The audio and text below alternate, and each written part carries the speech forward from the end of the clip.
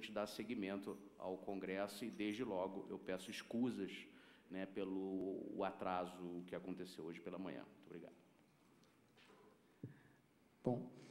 Bom dia a todos. Eu gostaria de centrar o nosso tema, o nosso painel é Terras Indígenas, Segurança Jurídica e Pública. Então, buscar exatamente essa questão da segurança. Quer dizer, o moderno constitucionalismo, chamado neoconstitucionalismo, ele vai falar sobre o direito de grupos e estabelecer duas questões fundamentais. O Inquilica, no seu Cidadania Multicultural, ele vai definir essa questão do direito de grupos como fundamentalmente abarcando dois direitos.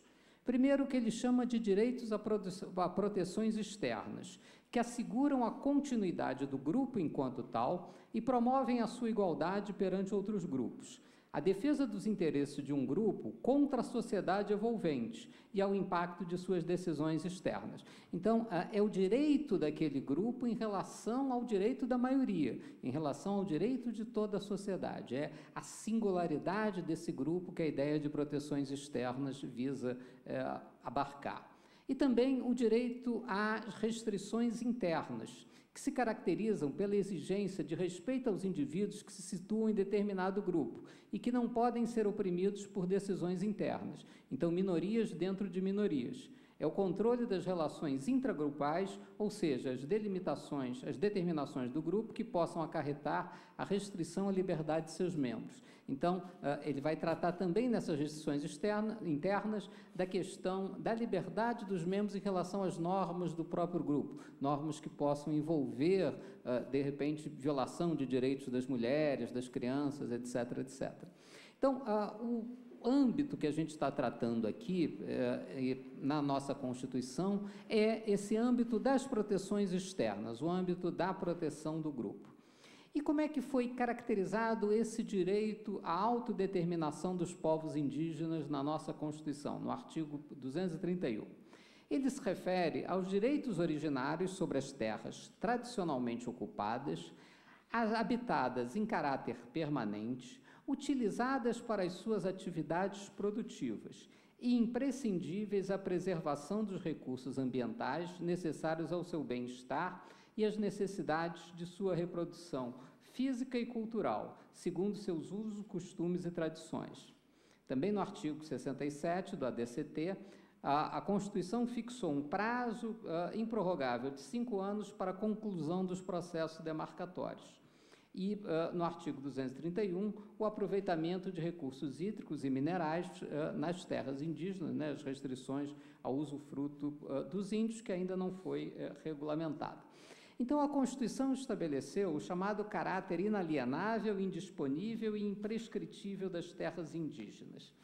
Qual é o problema disso?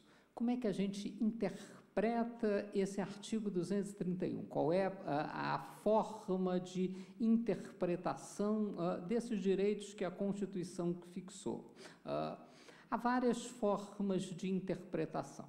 Elas podem ser interpretadas, por exemplo, naquilo que se refere aos chamados direitos originários dos indígenas, como direitos originários dos povos indígenas são aqueles que são considerados congênitos com tratamento similar ao de um direito natural.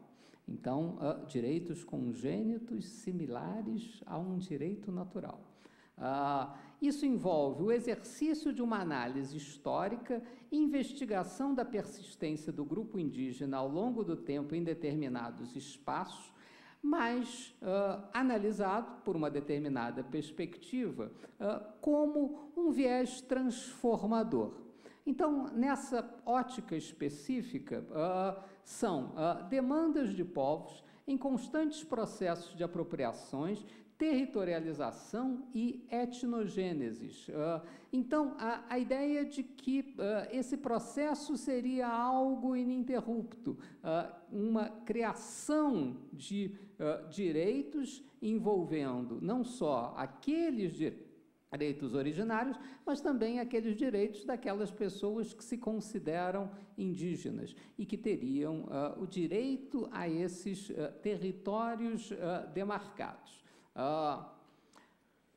A teoria tradicional do nosso direito, no que se refere à questão indígena, é a chamada teoria do indigenato, que vai trabalhar uma noção de que essa ideia indígena abrange um vínculo identitário com a condição originária, independentemente da identificação de ancestrais diretos. A leitura do passado serve de apoio à fundamentação do direito, mas não é necessário para constituí-lo, ou seja, não é algo necessário para a Constituição a partir dessa perspectiva. No que se refere ao habitat, isso pode ser considerado uma posse constitucional e não civil. Abrangeria espaços sagrados de manutenção da vida social e organização econômica. Ora, essas terras tradicionalmente ocupadas podem ser consideradas em função de um modo de ocupação, ou seja, de uma maneira de ocupar e não de uma característica estritamente temporal e territorial. Então, não remeteria a uma permanência física em um local em determinado momento histórico, que exija o recuo temporal a uma época passada. É a maneira como os índios se relacionam com a terra que não se confunde com a ocupação imemorial ou uso capião imemorial. Então, há uma ideia de que é o modo de ocupar e não a ocupação temporal que caracteriza a terra indígena por essa perspectiva. Ora, na medida em que um processo histórico relativo a esses povos indígenas estabeleceu uma alteração desses modos tradicionais, ou seja, eles foram expulsos, foram retirados das suas comunidades tradicionais, a interação propiciada por séculos de integração acarreta ressignificações e novas formulações, implicando em novas etnias e em novos povos. Então, isso é uma forma de se interpretar o artigo 231 da Constituição. Qual é o problema dessa formulação? É uma formulação que tem uma série de fundamentos, inclusive filosóficos, é a chamada interpretação intercultural. É uma interpretação muito em voga no Ministério Público Federal, na interpretação da chamada interculturalidade. Então, baseado lá na teoria do reconhecimento de Axel Honneth, Nancy Fraser, então vão trabalhar uma série de noções dessa questão relativa ao reconhecimento. Quer dizer, então, o órgão constitucionalmente voltado à defesa dos índios tem, de repente, uma interpretação desse tipo. Eles lançam isso numa série de publicações, até numa publicação bastante recente sobre direitos territoriais indígenas, e isso é uma forma de interpretar que se está ali na batalha das ideias. Ora, então, o artigo 231 da Constituição, ele vai admitir diversas formas de interpretação. Então, ele gera uma série de perplexidades e uma série de conflitos, porque a Constituição de 1988, quando ela reinterpreta a questão indígena, quando ela foge das questões referentes ao protetorado, que existiam antes de 1988, ela traz novas fundamentações e novas perspectivas. E isso é fundamental que seja estabelecido para que nós tenhamos efetivamente segurança jurídica. E como é que isso pode ser interpretado e como é que isso foi delimitado historicamente? Ou seja, como a gente faz a análise dogmática do artigo 231 numa interpretação que possa abranger exatamente o que ele significa. Numa contraposição a essa posição que eu acabei de mencionar, nós temos um artigo, por exemplo, do professor Tércio Sampaio Ferraz, que vai tentar estabelecer alguns parâmetros para as questões do artigo 231. Primeiro, a questão do habitar. Tércio Sampaio Ferraz fala que habitar é a necessidade de localização específica da comunidade no momento em que a Constituição é promulgada. Então, o critério temporal, que depois serviria de fundamento a uma série de questões nessa coisa, é lançado por Tércio Sampaio Ferraz. O uso circunstanciado a uma localização em que se realizam as atividades produtivas. Então, Tércio Sampaio Ferraz vai dizer o seguinte, olha, atividade produtiva é uma atividade de caráter permanente. Então, ela tem que ser realizada num determinado território e consoante determinadas características. Ora, e a funcionalidade, outro critério que Tércio Sampaio Ferraz vai colocar, são as terras imprescindíveis à preservação dos recursos ambientais, físicos e culturais necessários ao bem-estar dessas comunidades indígenas. Então, aí se estabelece a ideia da razoabilidade da utilização dessas terras. Para Tércio Sampaio Ferraz, é irrazoável que abarquem as terras não habitadas em caráter permanente. Então, a utilização efetiva para essas funções imprescindíveis. Não a utilização concreta, mas a utilização potencial para o atendimento dessas necessidades estaria dentro desse critério da chamada proporcionalidade. Então, essa é a primeira grande questão que vai se colocar para se tentar delimitar esse caráter problemático do artigo 231. E Tércio Sampaio também vai estabelecer 4 fatores que seriam os fatores fundamentais para a caracterização dessa terra indígena, que seria o fator temporal, o fator econômico, o fator ecológico e o fator cultural demográfico. O temporal, permanência na ocupação. O econômico, ligando-se a essas atividades produtivas na reprodução da comunidade. O ecológico, as necessidades do meio ambiente necessárias para a ocupação e aqueles modos de vida. Muitos índios são nômades que exercem ou têm que ter um território muito mais abrangente e suas atividades são muito mais ligadas ao meio ambiente. E o conceito cultural demográfico. Para a reprodução dessas atividades, você tem que ter uma utilidade das terras para a reprodução física e cultural dessas comunidades, que também é um critério com uma razoável indeterminação, mas de alguma maneira delimitada. Ora, e como é que os tribunais e, fundamentalmente, o Supremo Tribunal Federal, eles vão enfrentar essas questões trazidas pela Constituição de 1988 e por essa nova configuração das terras indígenas? O Supremo Tribunal Federal, em 1993, na ACO 323-7, que tratava da doação de terras pelo Estado de Minas Gerais à União, para a fundação de colônias destinadas ao alojamento dos índios Krenak, estabeleceu que a ocupação indígena na época da doação, ela foi interrompida por força de deslocamentos forçados e que no momento dessa configuração, ou seja, ali no final do século XIX, esses índios já não estavam mais naquela região. Então, se estabeleceu a ideia de que a União tem a propriedade das terras, mas a propriedade das terras que sejam tradicionalmente ocupadas pelos índios. Se há uma ruptura temporal acentuada nessas circunstâncias e índios não mais ocupam tradicionalmente aquelas terras, elas não podem ser consideradas efetivamente terras da União.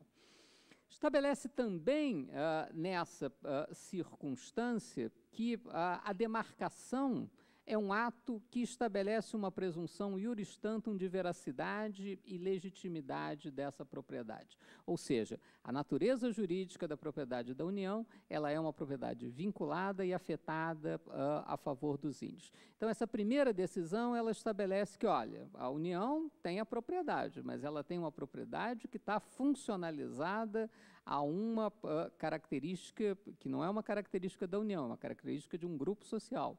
Ou seja, ela tem que ser funcionalizada para a atribuição e para a sobrevivência dessas comunidades. Então, uma primeira decisão estabelecendo alguns parâmetros ainda muito escassos nessa questão. No recurso extraordinário 212-251 de São Paulo, que foi julgado em 1998, também vai se tratar de terras indígenas que foram abandonadas antes da Constituição de 1891. Então, aqui também se define que essas terras perderam a afetação e que há uma consolidação notória dessa circunstância, sem reivindicação presente dos índios. Com base nesses acórdãos iniciais, o Supremo Tribunal Federal vai estabelecer a chamada súmula 650, que é de 2003, e que ele define o seguinte: não são terras da União, nos termos do artigo 20, inciso 1 e 2, né, ou seja, a propriedade das terras ocupadas tradicionalmente por índios, as terras de aldeamentos extintos, ainda que ocupadas por indígenas em passado remoto. Então, aqui, uma primeira noção de caráter mais abrangente, uma súmula do Supremo Tribunal Federal, definindo o seguinte: olha, se houve uma interrupção, se houve um lapso temporal significativo, o que ele chama de aldeamentos extintos, ainda que haja uma origem histórica num passado remoto, essas terras não podem ser consideradas terras indígenas. O que uma parte da doutrina chamou, de maneira jocosa, da questão do bairro onde eu moro, Copacabana, da síndrome de Copacabana, né? Copacabana é um nome indígena e havia um importante aldeamento indígena um dia ali, hoje é um bairro residencial notório no Rio de Janeiro. Então, essa noção, essas questões vão delimitar a forma pela qual o Supremo Tribunal Federal vai tratando a questão indígena. No recurso extraordinário 219-983, de 1998, relatado pelo ministro Nelson Jobim, Nelson Jobim vai, e principalmente no julgamento da ACO 318, que é de 2002, ele vai desenvolver o que ele chamou da teoria dos círculos concêntricos. O que vem a ser teoria dos círculos concêntricos? O nome é bonito e tal, mas é uma forma de interpretação dessa questão indígena. Se é preciso delimitar com base em alguns critérios. E ele vai dizer o seguinte: olha, a questão indígena pode ser pensada como essa ideia de círculos concêntricos. No primeiro círculo, haveria a ideia de habitação permanente. Então, há uma questão de uma verificação in loco necessária, há uma ideia de que essa habitação ela tem que ter uma determinada continuidade. Então, esse é o primeiro círculo. Então, isso é necessário para as interpretações ulteriores. Ou seja, eu não posso utilizar os critérios ulteriores do artigo 231 sem passar pelo primeiro círculo concêntrico. Depois do primeiro círculo concêntrico, nós temos um círculo mais abrangente, chamado segundo círculo. Essa terra tem que ser para atividades produtivas. Então, terras habitadas permanentemente pelos indígenas que são utilizadas para as suas atividades produtivas, para a reprodução da sua própria força de trabalho, para a reprodução da comunidade. Então, esse é o segundo círculo concêntrico. Depois, um terceiro círculo mais abrangente. A imprescindibilidade da terra para a preservação dos recursos ambientais, físicos, sociais necessários ao seu bem-estar. Então, é necessário que aquela terra ela seja imprescindível para essa utilização. Então, ela tem que compor uma ideia de que aquela comunidade tem que sobreviver nessa circunstância e é um limitador, por exemplo, do reconhecimento de uma grande quantidade de terras a pequenas comunidades indígenas, como já foi aqui mencionado. E o quarto círculo concêntrico da teoria do ministro Nelson Jobim seria a reprodução física e cultural do grupo, conforme seus usos, costumes e tradições. Quer dizer, então, tem que ser uma terra necessária para essa reprodução. É claro que o círculo concêntrico 3 e 4 são conceitos jurídicos altamente indeterminados, mas que pressupõem uma análise histórica, mas há uma certa delimitação no que se refere a um conceito de proporcionalidade. Se eu tenho que pensar a ideia desses direitos, eu não posso pensar esses direitos como naquela primeira teoria que eu falei da ideia da interculturalidade, ou seja, comunidades que se julgam ou que se autodeclaram como indígenas, que perderam o vínculo com a terra, mas se sentem indígenas, e aí geraria essa questão. E a questão fundamentalmente também da habitação permanente, que vai levar à questão do marco temporal. Então, essa construção estabelecida lá em 2002, ela já dá alguns parâmetros, mas ainda numa construção vacilante sobre como seria a correta interpretação dessa questão.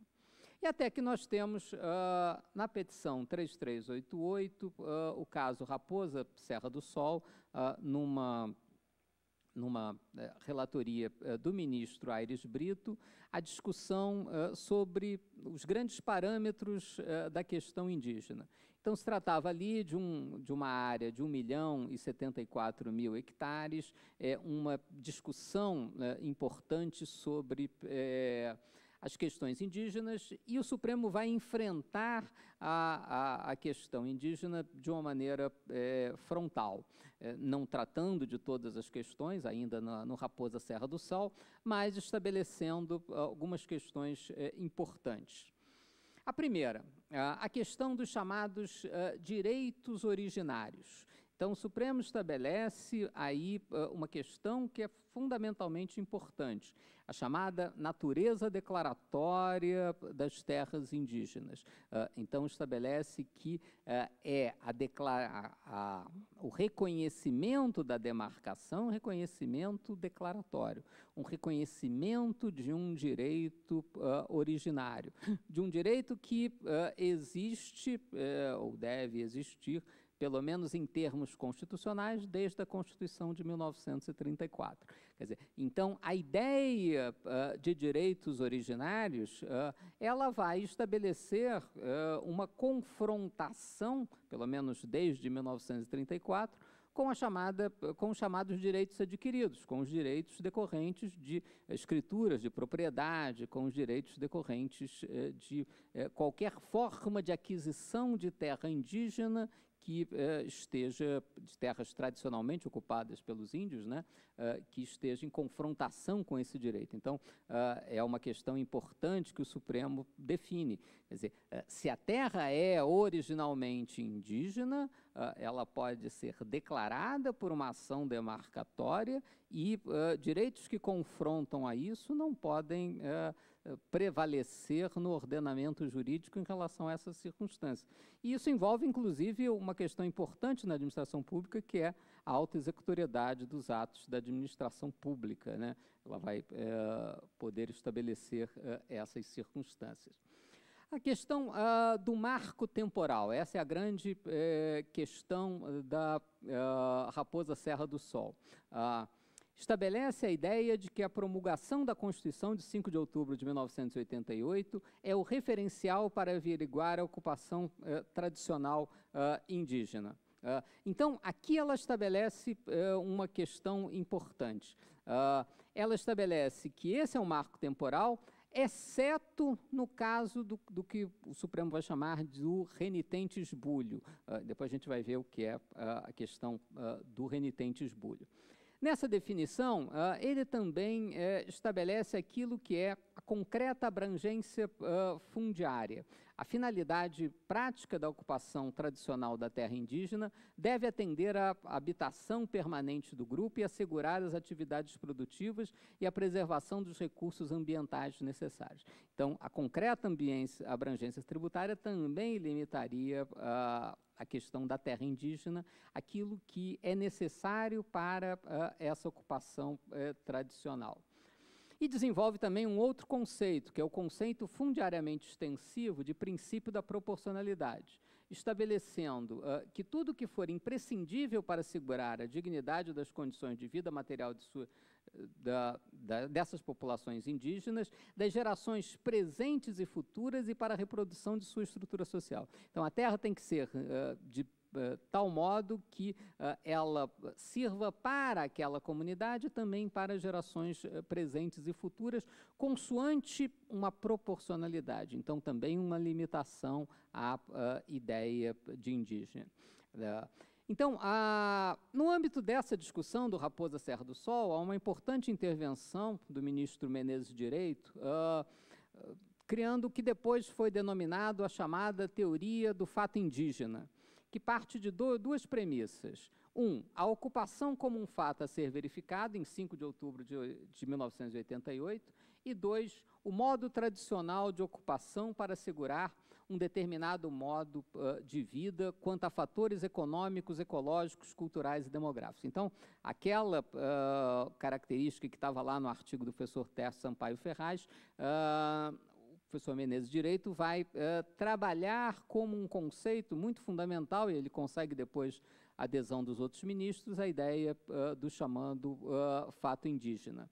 E aqui ele também faz uma construção importante, que é a ideia do renitente esbulho.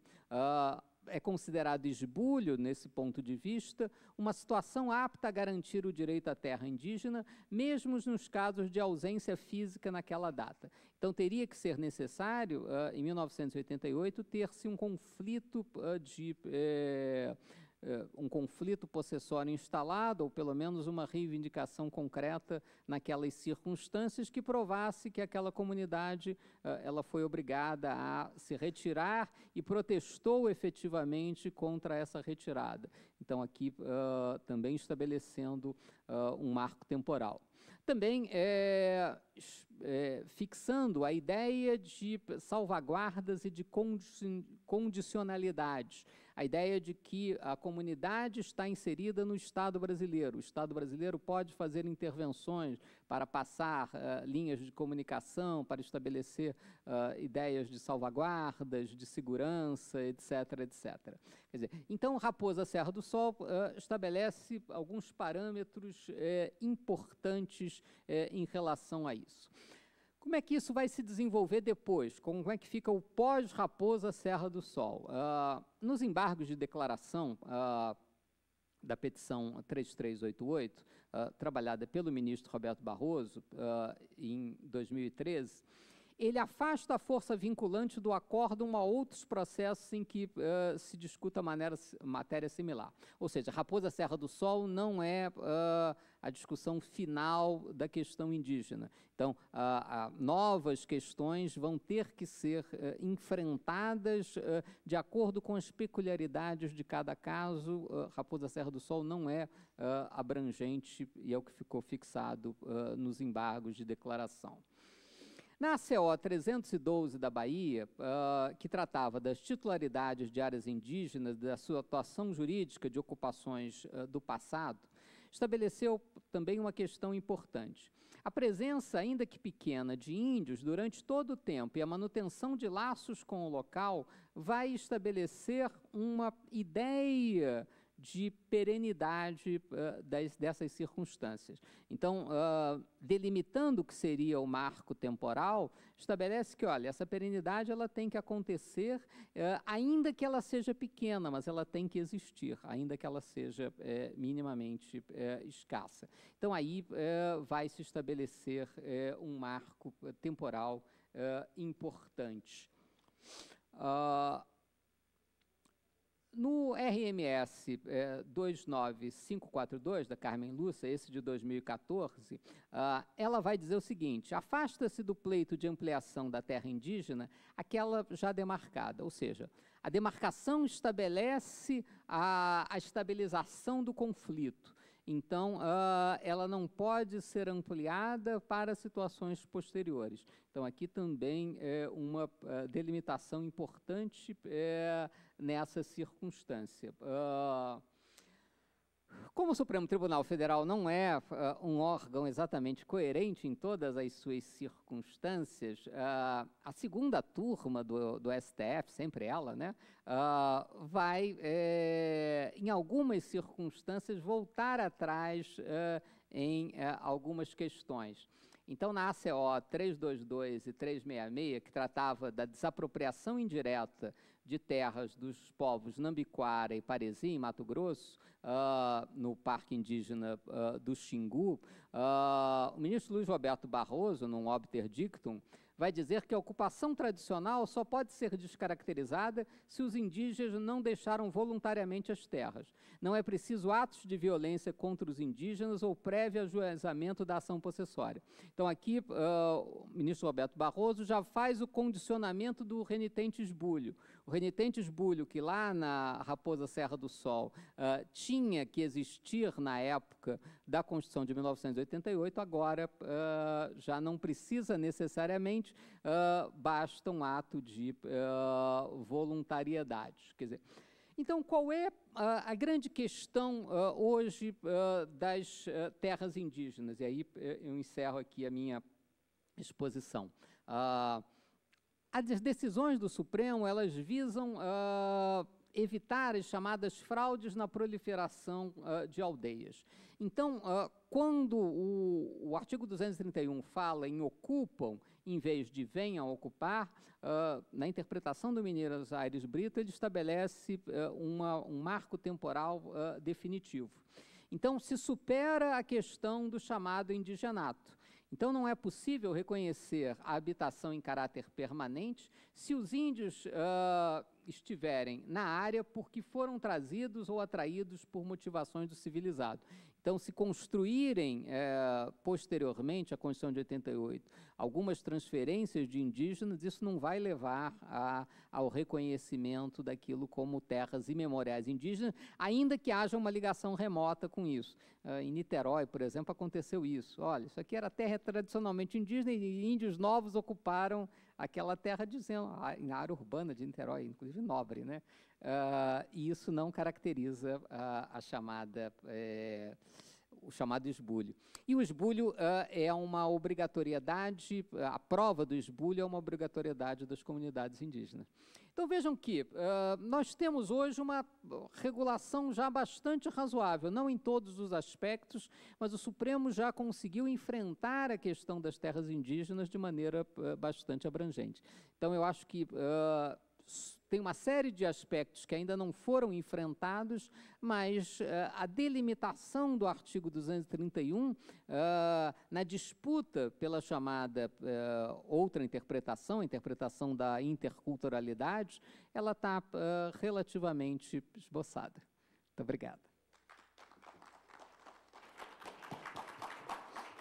Professor, muito obrigado.